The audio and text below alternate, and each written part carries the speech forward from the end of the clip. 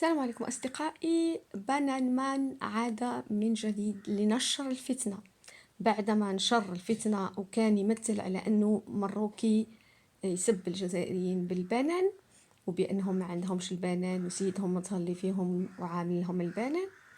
اليوم أخرج يشفى في المغاربة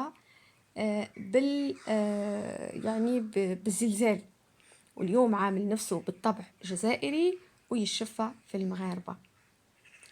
هذا العميل المتصهين اللي من وراه كاين صهاينة يحرضوا فيه ويمولوا فيه على عمل هذه الفتنة الكبيرة بين الجزائريين والمغاربة تفضح اليوم. حاولوا تنشروا هذا الفيديو أصدقائي، راح نخليكم تسمعوا واش قال على الجزائريين واش قال على المغاربة.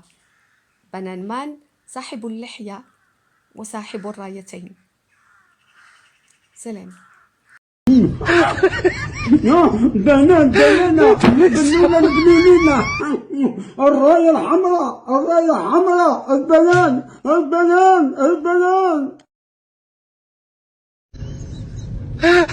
الراية الحمراء. احنا عندنا البنان. عاش سيدنا. شفت التليفون لقيت الزلزال في المغرب. وش نقول لكم يا خوتي؟ الله، هذه فرحة كبيرة، الزلزال في المغرب. اللهم يا ربي يهدمهم، يا ربي يزيدهم زلزال على زلزال. يا ربي اردمهم تحت الغبار وتحت التراب وتحت الحجر وتحت القرمود والبريك. يا ربي اردمهم، يا ربي يزيدهم، يا ربي حطم هذا البلاد.